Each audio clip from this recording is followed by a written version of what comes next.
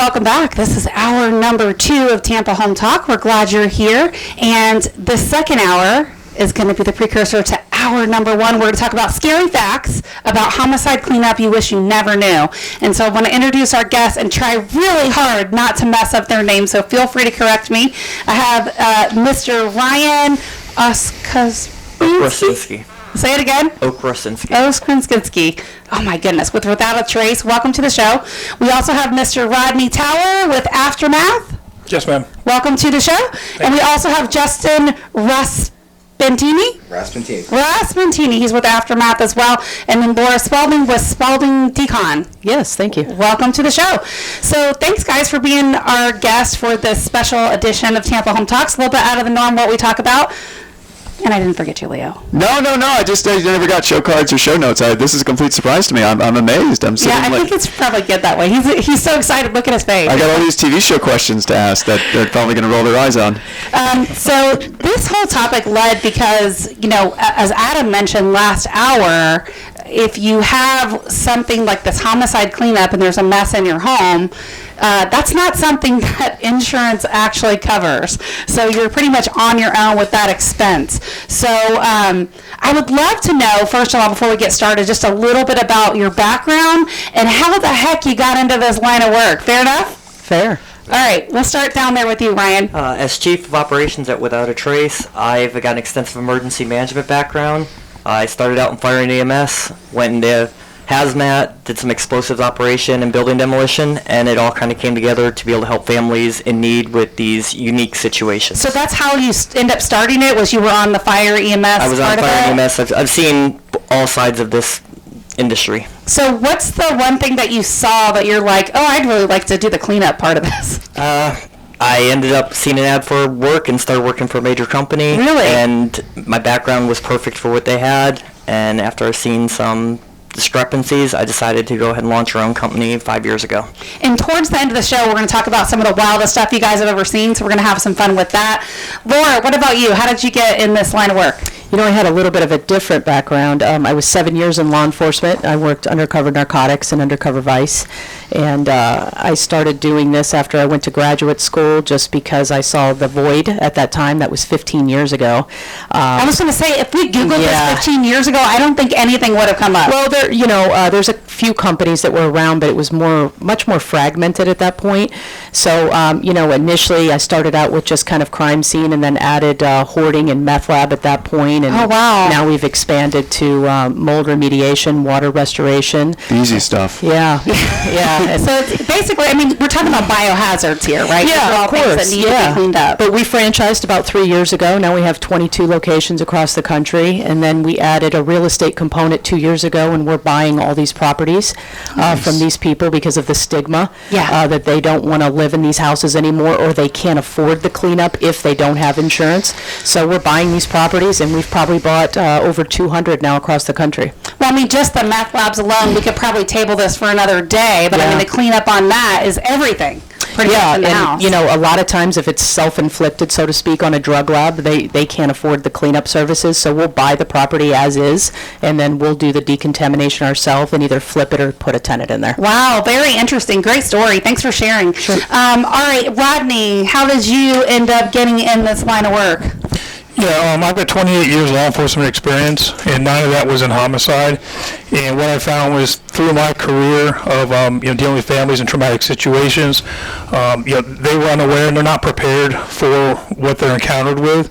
And what I found was when I retired, I came and worked for Aftermath about the last 2 years to give information out to those families, to let them know there are resources out there. What's your role with the company, with Aftermath? What do you do? I'm a law enforcement liaison, so I go out and I speak with law enforcement agencies. So they know who to call after that? Is that what you're saying, like the connections? Yeah, what they do is when they're dealing with the families and they're out there with the homicides and the suicides, the unattended deaths, and the families tend to look to law enforcement for information or resources. So what I do is I give those resources to the law enforcement agencies, and then they in turn give those to the families. Makes sense, absolutely. And we're going to pass the headphone and microphone real quick just to Justin. Justin, you're also with Aftermath, and so how did you end up in this line of work? I have a background in environmental science. I was looking for an internship, and I just stumbled across a technician And for. you're still here. Yeah, it's the most satisfying industry I've ever worked in. So You're not still an unpaid intern, are you? No, well, that's the thing. It wasn't even an internship. It was a job that I came across, Thanks, and after getting into it, I realized the kind of work that we do is extremely important and most fulfilling thing I've ever done. So I just couldn't get out of it. So while you're all mic'd up, talking about the crime scene cleanup, right, and the biohazard decontamination part of it, what goes into that? Like, where the heck do you guys figure out where to start? And probably a good question to tag onto that is, talk about your environmental background and how you bring that into what you do. Well, it's with that environmental background, I'm aware of bloodborne pathogens. There's You have to break that down for layperson listening. What does that mean? I mean, there's different infectious diseases, bacteria that you can be exposed to in the blood, hepatitis, things like that. And when you're dealing with a trauma scene, homicide, suicide, unattended death, there's different hazards out there, potential hazards. So we need to get in there and. So how do you figure out where to start? Well, first you want to get into that primary affected area. There's also could be secondary affected areas. There's path of extraction where the first responders pull the person out. So we take universal precautions going in. We treat everything as infectious. Are you guys in the Ghostbuster suit, all Yes. white, like you see in the movies? Yeah. Yes. Okay. Yeah, yes. We're not. Our suits happen to be blue, but yes, we're I'm being full. silly. You know what I mean? Yeah. So, but yeah, full suited, full face respirator. We make sure that there's no skin exposed or anything like that. Just. Awesome.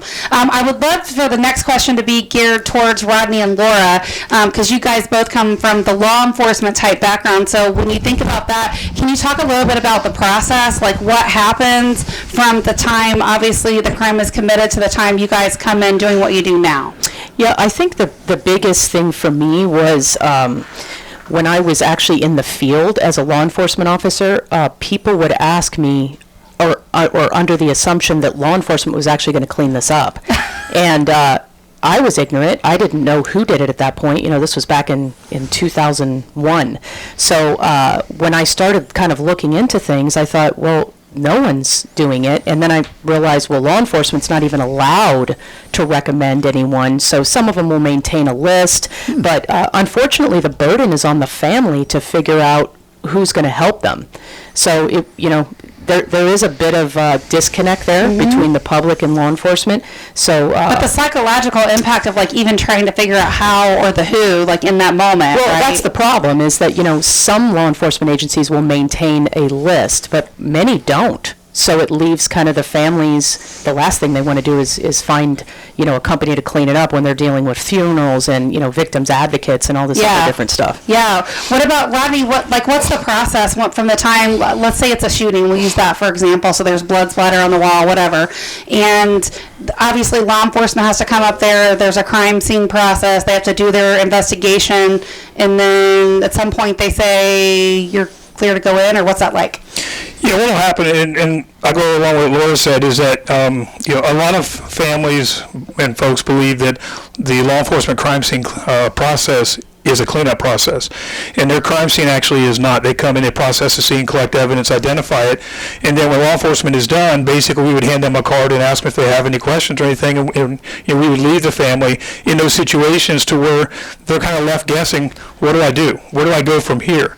And that's where the referral sources come in and things like that, to where they can give them a little bit of information, although like Laura said, they can't specify one company over another.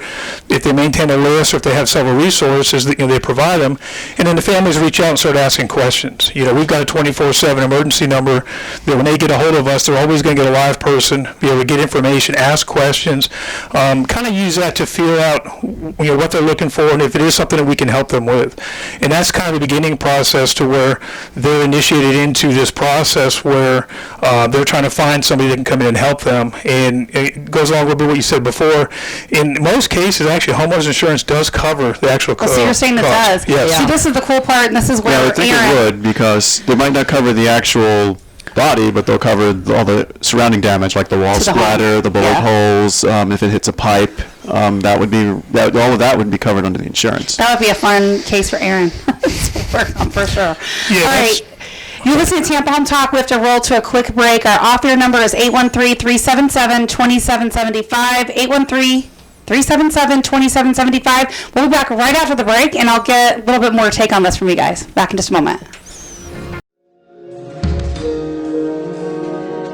Well, good morning. Welcome back. This is Leo Kane with a very exciting hour on cleanups. What's covered under cleanups? You're like glowing. This is a great topic because I never watch any of those crime scene cleanup shows, so this is like the real deal for me. And I don't watch TV, so you know how So that we goes. don't know any of that stuff, the tarps and stuff. I just assumed that.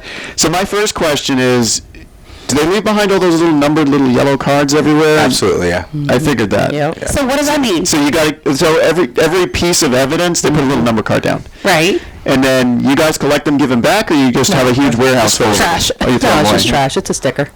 Oh, that's not as fun as. Disappointed. A little disappointed. Disappointed. I guess, yeah, you can't reuse the number stickers. So I'm like baffled on where to start. I guess it depends on what you're cleaning up, right? Yeah.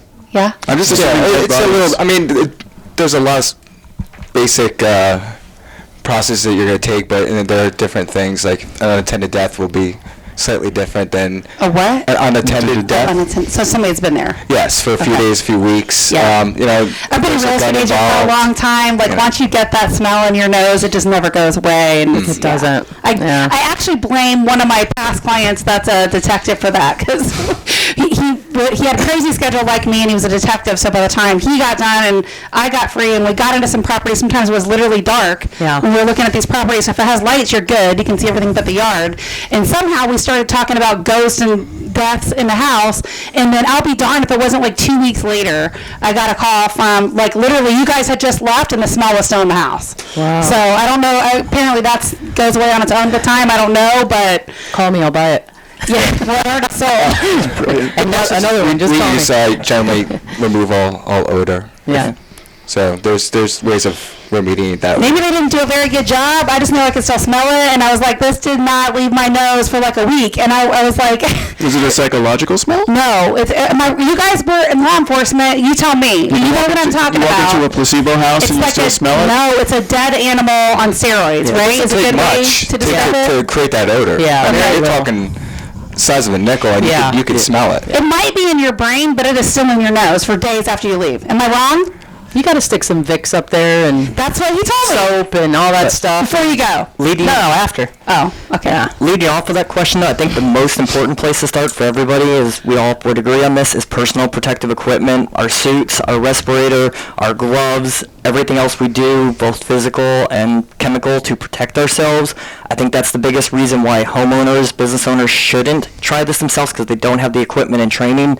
And one thing mentioned was the psychological orders.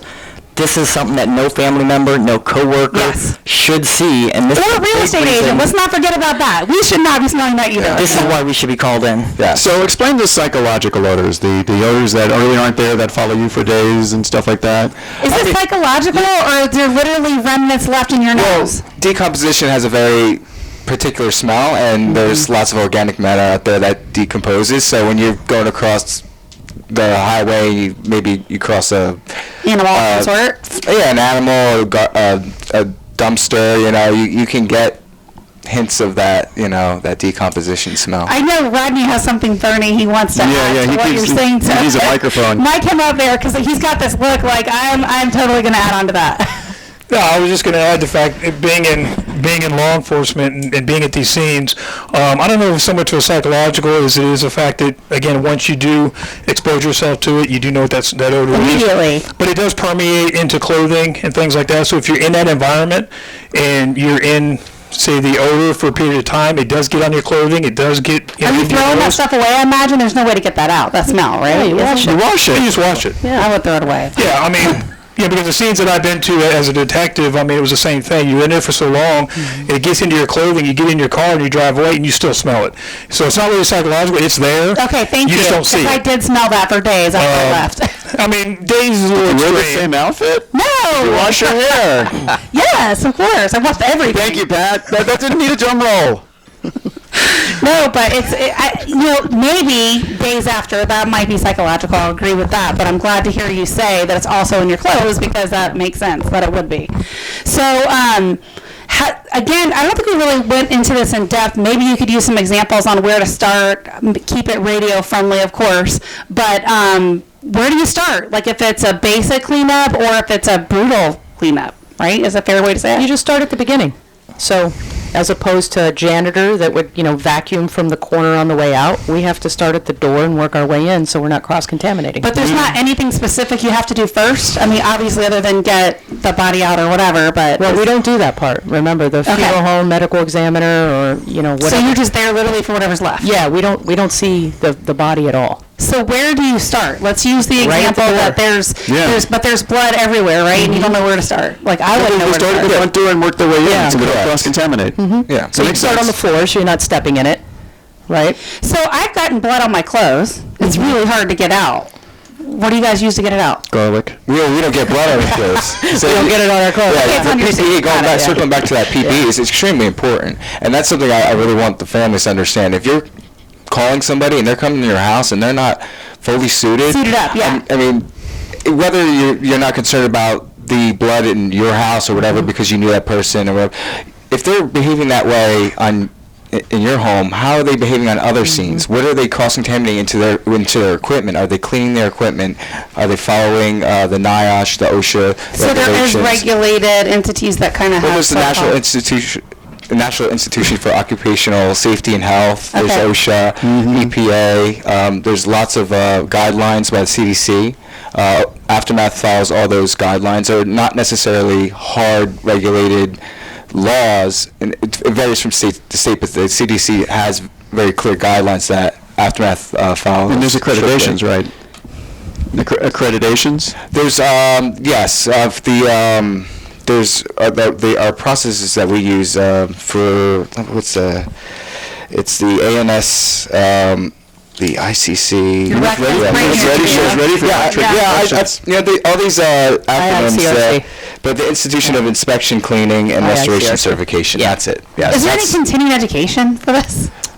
Not as much as there should be. Honestly, there's very little, at least in Florida, there's very little regulation on it other than the disposal of it. Yeah, So that the makes sense. disposal is highly regulated. Right. But even that, in my opinion, is a bit lax. For example, if you go to the doctor and the doctor asks for a stool sample, did you know that that's actually going in the garbage instead of in a red bag? Because it's not regulated waste according to Florida. Yeah. Interesting. Yeah. You Very could just unique. put it in the toilet and flush. You could do that too. I know the... Don't dumpster dive in Florida. Yeah, the sewer cleanup people that work for the city probably have a different opinion. Oh my gosh, I had something I was thinking about. I was going to ask you guys right behind that, and now I can't think of what it was. Go ahead. So now, when I was doing hurricane cleanup, this is back in 2008, for Ike, where cities were without power and water for 6 weeks and the house has been flooded, I guess this would be more on the restoration side. Those can be some pretty intense cleanups. Yeah, they are. And the longer that it's left there, it causes mold, so the problem actually just perpetuates. We just did the Hurricane Michael stuff, and we have an office in Charlotte, North Carolina, and they did over $1 million in 3 months. That's how much damage that was there in that area. So if you have a flooded wood frame home that's been sitting and saturated, are you able to save the framing at that point? I mean, not counting the wood rot, but just counting actually counting wood rot from that point, or just the stench onto wood, because wood is porous. Yeah, It's so gonna absorb it. there's actually some chemicals that we use that actually burn out the mold and the damage off of the studs. Yeah, so it depends on how long it's been sitting there, but for the most part, we can get it out. Wow, that's crazy. I think something that should be added about the restoration side is even restoration contractors need to be aware that sometimes the situation does turn into a biohazard scene and should be handed over to the proper people. In Hurricane Sandy, my business partner often dealt with bodies that were washed in basements and had to be cleaned up, and if restoration companies are doing that without proper training, they shouldn't be. We also had a case in Brooksville a couple of years ago where a hoarding company, junk removal company, came in, and apparently somebody was hanging in the garage, and they simply threw the body. Literally was hanging in the garage? And Oh they my threw the gosh. body in the dumpster, thinking it was a Halloween decoration. It was that bad?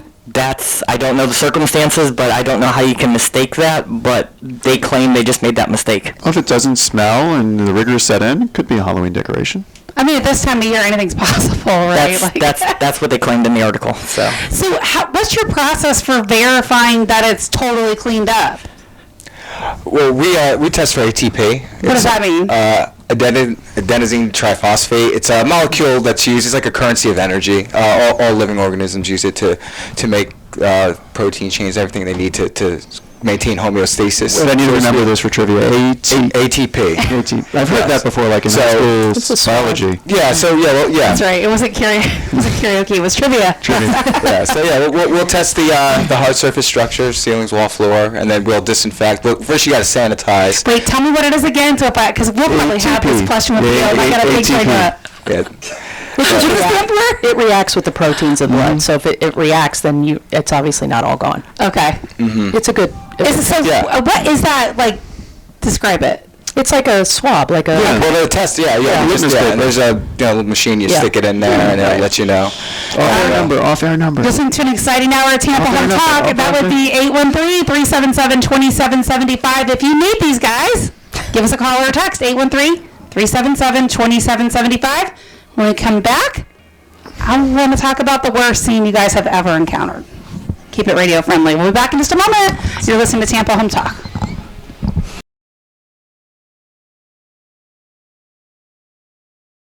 Well, good morning. This is Leo Kane with a slew of cleanup people. This is the cleanest hour that Katrina keeps trying to make dirty with stories. Well, I mean, I know people have to be curious. I would be curious. I'm if I was very listening curious. to the radio right now. The worst of the worst? Yeah, like what's some of the worst stuff you've seen? What's some of the most unique things you'll never forget?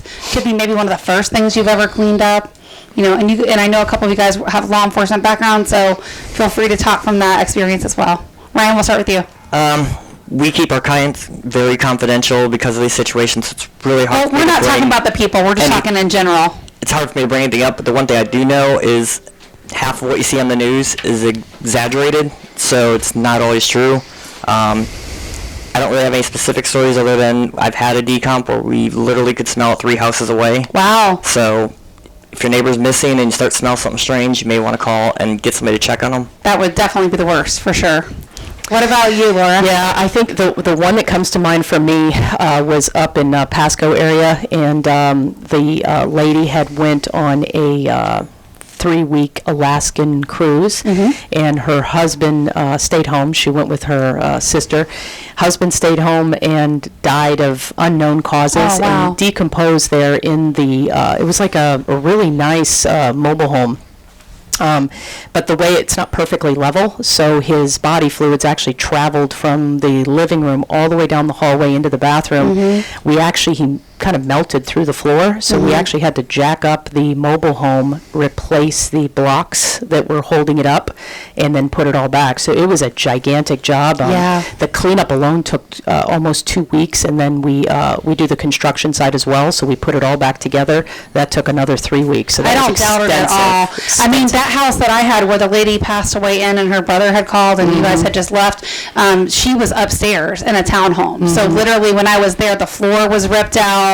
And she had, like you said, melted down into the first floor. It was pretty gnarly. But Yeah. So it really depends. I mean, those decompositions when they're on. Is that the worst for you guys? The decompositions versus like blood everywhere? I mean, there's difference. I mean, you have something fresh like a homicide or suicide, which is different. That could be horrific, depending on where they shoot themselves. A high-powered rifle that can, change the dynamics of I try to be as tasteful as possible, but I mean, the more things that are left behind, I identify that that's a human. Like there's certain human things that it's just that could be quite jarring, especially in those more fresh scenes. But there's also the unattended deaths where it just goes through everything.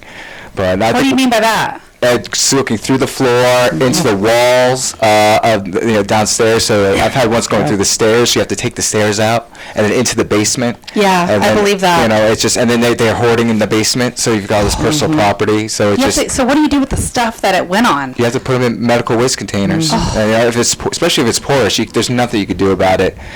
Most people don't want the stuff even if you can. No, I wouldn't. So more than likely it goes into medical waste I containers. don't think most people realize how much construction is involved in the cleanup. Yes. There's a huge No, amount. because you're ripping drywall out. But You're you're not subfloors. just you do not want to just surface wipe things because Oh. it absolutely goes through. I mean, there's so many times where I've been surprised. Like, no, this has only happened a few hours ago, and you pull up tile floor and it's gone through into the grout. So like ceramic tile is going through, I guess maybe the grout. All of that stuff is porous. Keep that in mind. Yeah. And hardwood floors, you think, oh, it's got a good seal on it. It's just the tiniest little imperfections. It'll travel through, and it gets into places that you. If you have travertine, forget it. You're ripping all that out.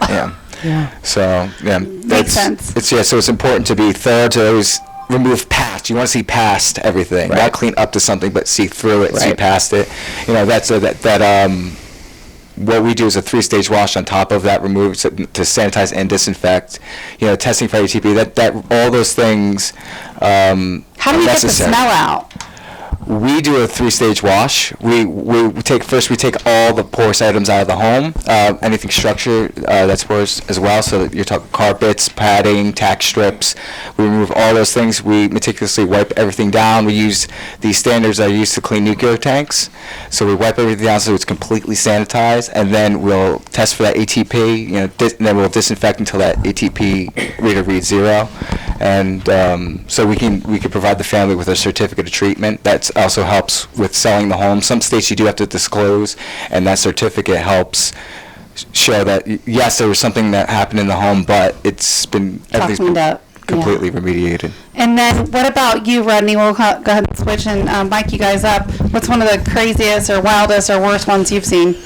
Well, I think I've got an unfair advantage just being in law enforcement for as long as I have. You guys see a lot. On this side of it, with what I do as far as with law enforcement directly, I don't go out to the scenes. But in the homicide side, unfortunately, there's been anything from a normal death situation, for medical reasons, to homicide. And those can be pretty gruesome, unfortunately. It's amazing what people can do to other people in situations, and it's the families that have to deal with it afterwards. They're the ones that have to come back into the home or come back to that location. And we want to do everything we can to make it as safe of an environment for them to be in, but also to remove some of those reminders. So, they're not remembering it. Right. That's where dad died, or that's where sister died, or whatever it may be. And it kind of goes along with what she was talking about, is sometimes families don't want to live in the homes anymore. Yeah, we see that a lot. Because of the memories. So we'll do everything we can to make it that safe environment, and again, to make it to where, they don't have those reminders, because it is traumatic for them. Yeah. Me in law enforcement, I'm used to dealing with these situations. Same with Laura here. Going to these, it was a job for us to do. The families are not prepared for them. Right. They're not expecting the suicide or even the unattended death to was check welfare. So, for them, it can be extra traumatizing, and you want to do everything you can to try to, in a sense, downplay that and make it as easy as you can. That's why our processes are in place the way they are, dealing with the homeowners insurance company, dealing with the cleanups and the disinfecting and everything, so they're not having to deal with that themselves. I think about that often, like if something were to happen in my home with like my husband or like one of my kids, God forbid, I couldn't live there. I would move. I definitely would move. I think it's a common feeling. Yeah. The stigma, or every time you go into that particular room, that's what you're going to remember. And we've had families that literally, I have this one family I've had for probably more than 20 years, and their daughter passed away like in the neighborhood, and with the way that neighborhood was set up, you couldn't physically get to the neighborhood without going past the tree where she passed away, and it affected them. And I told the daughter, because the daughter had moved here from Delaware, and I'm like, if she doesn't, they were going to buy a home on the same street, and I said, don't do that. I know your parents very well. They're going to move. I don't know if it's going to be a week, a month, a year, or 3, but they're going to move, and they did. Well, to tie in earlier this year, we had a family member pass, and the first thing the survivors did was they wanted to renovate the inside of the home so it looked different. Couldn't afford to move, just wanted to renovate the inside. So that's what this family did. They renovated the inside, and they still ultimately moved, which I knew they would. I just knew it. And that's why we added the real estate component onto the business about 3 years ago, frankly, because we were seeing that a lot. And so now we're just giving them cash offer. They walk away as is condition, and it's our problem at that point. Yeah, and that I can see where a lot of people would say yes, they want to do Oh, that. tons, yeah. From the law enforcement perspective, just because we were on topic a little bit, I'm curious if, like, what you guys have seen in the field doing that for so many years. Was there anything that really kind of rocked you around this that we're talking about? Is there anything that you kind of like you'll never forget from your law enforcement days? You want to start? Yeah, for me, I got to think for a second. yeah, for me, it was dealing with the incidents with the children where people would either injure, abuse, or unfortunately would end up murdering their children. Those are the difficult ones, you know, because I mean, most people have kids and they revert back to their own kids, and you wonder how people can do what they do. You know, in a sense, the adult crime, if you want to put it that way, as far as the robberies and the cuttings and the shootings and different things like that. I mean, it's just one of those things that we have to learn to deal with as part of our job and career choice. My son's a 25-year-old cop, and he started when he was about 21, and his first day on the job saw a dead body. First day, I'm like, are you going to be okay? It's a tough line of work. He's still welcome to law enforcement, you know. You can't plan these things out, but I think everybody has, like I said, those little... I don't say really nuances, but they have those things that kind of stand out. And for me, it was the children, Kids. you know, because they're defenseless. You know, they can't protect themselves, and you know, people take advantage of that. I guess the layperson like me, like I don't even think about that, and I never even really thought about it until my daughter was born, my oldest, and then I got life insurance, and it was so cheap. And then they said when the kid's 21, you can turn it over to them, and I thought, well, this would be awesome. Like if I got them like $1 million policy, they could just take it over and they would just have it because the time value of money, you know, $1 million then is not going to be the same in the future. And I didn't know, but you can't get more life insurance on your kids than yourself. So I didn't realize that until that moment. And then that brings up, you know, exactly what you said, that people literally kill their own children. But it never occurred to me that that somebody would do that. I mean, I know they do, but it seems kind of weird because you look at life insurance. To a certain extent, it's the potential of the person, and the potential of a 20-year-old is much greater than the potential of a 50-year-old. So right. I think the payout on a child. I mean, it may have changed, but I know at the time I got, I think it was like $250,000 in life insurance, and so I got the same on, you know, my son at the time that was 25 now, and it was like under $300 a year, which still today is pretty good, right? Like to take over that policy, it's a good amount for that amount of money. But if I could have got $1 million policy, that would have been better, right? And as a cop, you probably would have wanted that for $300 a year, right? Of course. I think for me, the child sex crimes bothered me the most. That sex crimes is one unit that I could never work in under any circumstances for any amount of money. That detective that I was telling you about with that thing, that he was there and he was so ready to get out of it. It was hard. And you know, it takes a special type of officer to be able to work in that division. It's brutal.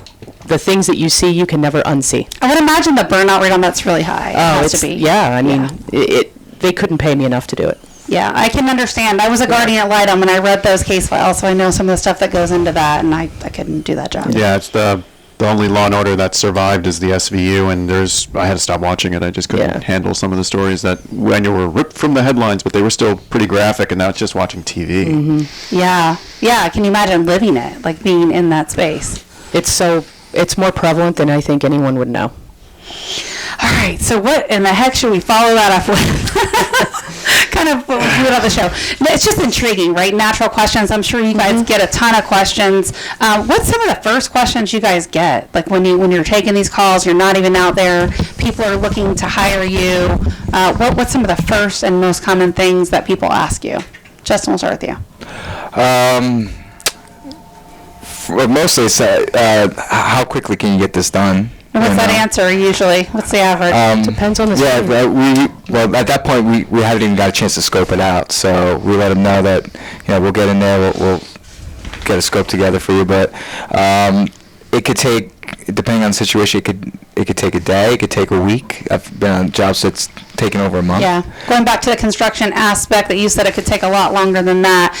You're listening to Tampa Home Talk. We have to roll to a break. We're going to continue the conversation right after the break when we pick up. Our off-air number is 813-377-2775. You can call or text us at 813-377-2775. We'll be back right after this break. If you have any questions, call Pat or feel free to chime in on the Facebook feed and we'll answer them on the air. Are you looking for a home inspector that's also a licensed engineer? Well, welcome back.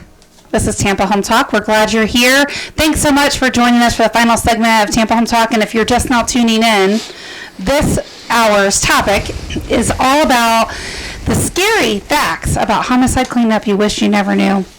And so some of the questions I had for my guests is, what are those frequently asked questions that you guys get before you actually even come out to the home? So who wants to go next?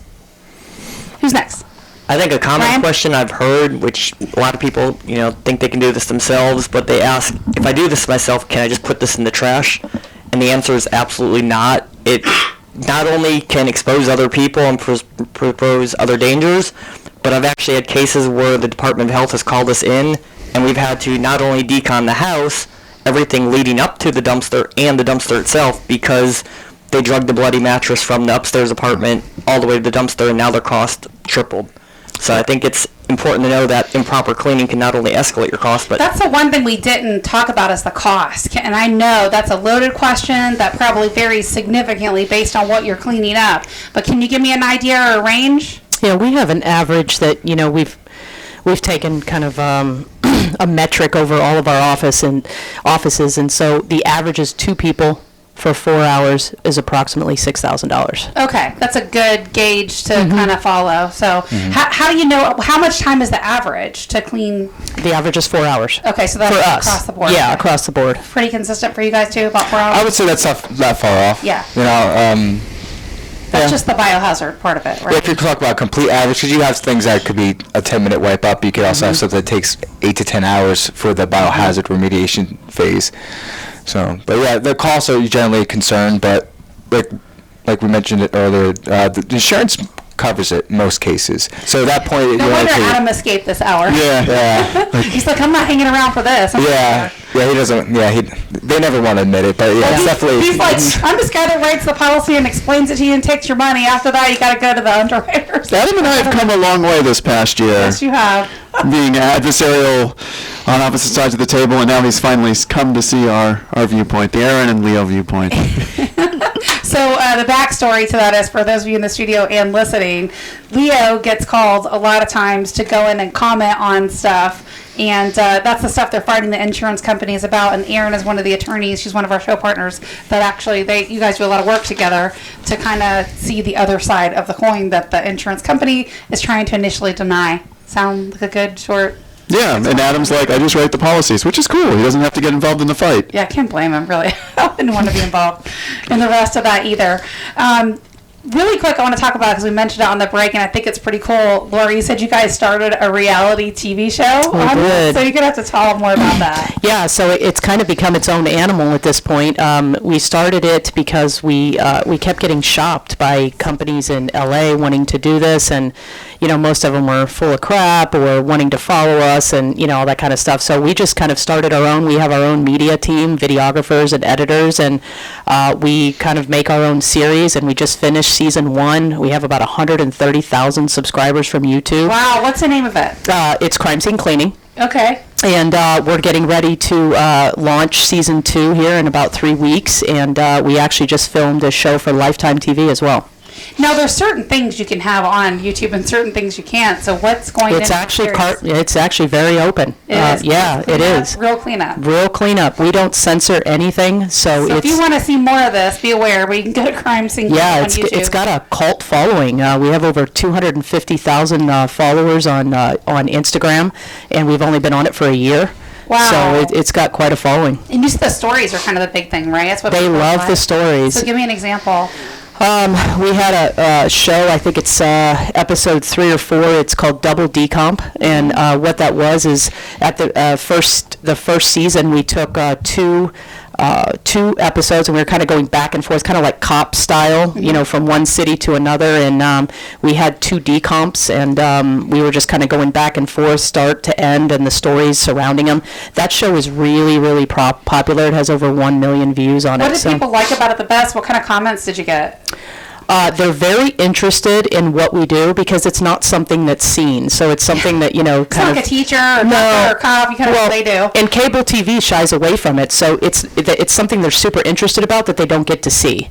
So, we don't show any personal information. We literally just say the city and state. Right. Because remember, we're using jobs in, Dallas, Everywhere. Texas, and we have an office in San Francisco. So we kind of go all over the place. Wow. What prompted you to do that? The massive interest. Really? Yeah, and it started out to be kind of, let's try this and see how it goes, and then it blew up to the point where, YouTube pays us enough for our entire media team. So you guys can monetize that? Oh, absolutely. Wow, Yeah. that's so cool. Yeah. That is interesting. The things that come out of one little idea that sparks. Exactly. It's been a game changer. All right, so what's the coolest thing you've seen? And we don't talk about gory, like cool. That's pretty cool. Right? Like you just started this little idea and now it just blew up. Yeah, I think, it's so different. People always surprise me. You would think after this many years that nothing surprised me, but they always do. We worked a hoarder in Clearwater a couple years ago, and we found 13 pipe bombs. And it's like, what was this guy getting ready to do? Too many pipe bombs. Yeah, and those hoarder houses, they are not fun. Like I just recruited a whole slew of agents, and we did like a career night. And so one of the things I did that I talked about is I'm like, what real estate is, what it's not, and I'm like, it's not HGTV. So we like put that right out there, and then we're like, here's what it is, and we literally went and found some of the worst homes that we've ever sold, been involved in, and that's what we basically showed. Right, and that's basically what our series is. It's some of the worst homes, and it's different aspects of it, and everything from animal hoarding to our house flipping. So it's kind of like HGTV meets cops. Wow, that's interesting. All right, what else? It's definitely, people live interesting lives. They get themselves in interesting situations. They have interesting hobbies. I've seen some amazing things like Lego hobbyists that just has this incredible city, throughout the home. I've seen extremely creepy things like weird lighting in the house where the guy has green and orange light bulbs, and celebrities' faces with the eyes and mouth cut up, pasted all over the walls. That's what I mean, like whole different stuff. Yeah. Get to go in people's homes. We see a lot of stuff. Hoarding the weirdest things. Somebody that did had he collected or he documented the weather, so the temperature, the direction of the wind, humidity, and he just literally 2 p.m., 3 p.m., and for years and years and years, just a complete catalog of the weather from his apartment. So it's very interesting things that people... There should be an easy cleanup. You guys have been so awesome. I wish we had another hour with you. This hour has been so fun. Thank you to all of you guys for coming in and being our guests and really just having some fun with us on this topic. Thanks for having us. It's a little bit different for us. It was our Halloween edition type show, but it was obviously real life things. So remember, love where you live or we'll fix it. If you've had one of these homicide homes, we got a buyer for you. Give us a call. 813-377-2775. Again, 813-377-2775. You can call or text that number. Have a fantastic weekend, everybody. Be safe, and we're out.